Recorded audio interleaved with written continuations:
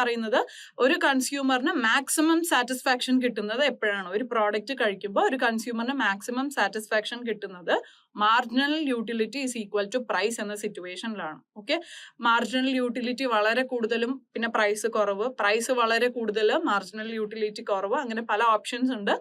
Marginal utility അല്ലെങ്കിൽ maximum satisfaction കിട്ടുന്നത് ആ ഒരു പ്രൊഡക്റ്റിന്റെ price it is equal to marginal utility. Okay, അപ്പൊ ഇതാണ് അതിന്റെ ഗ്രാഫ്. ഇവിടെ റെഡ് കളർ ലൈൻ ഡെപിക്റ്റ് ചെയ്യുന്നത് ടോട്ടൽ യൂട്ടിലിറ്റി ആണ്, blue colour line marginal utility ആണ് കാണിക്കുന്നത്.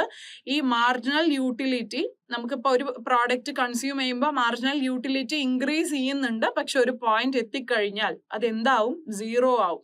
പിന്നെ കഴിക്കുമ്പോഴൊക്കെ നമുക്ക് എന്താണ് ഉണ്ടാവുന്നത്? ഡിസ്സാറ്റിസ്ഫാക്ഷൻ ആണ് ഉണ്ടാവുന്നത്. അപ്പൊ അവിടെ ആ പോയിന്റ് ബി എന്ന് പറയുന്നതാണ് പോയിന്റ് ഓഫ് സാച്ചുറേഷൻ. എക്സാമിന് പോയിന്റ് ഓഫ് സാറ്റിറ്റി അല്ലെങ്കിൽ പോയിന്റ് ഓഫ് സാച്ചുറേഷൻ എന്താന്ന് ചോദിച്ചു.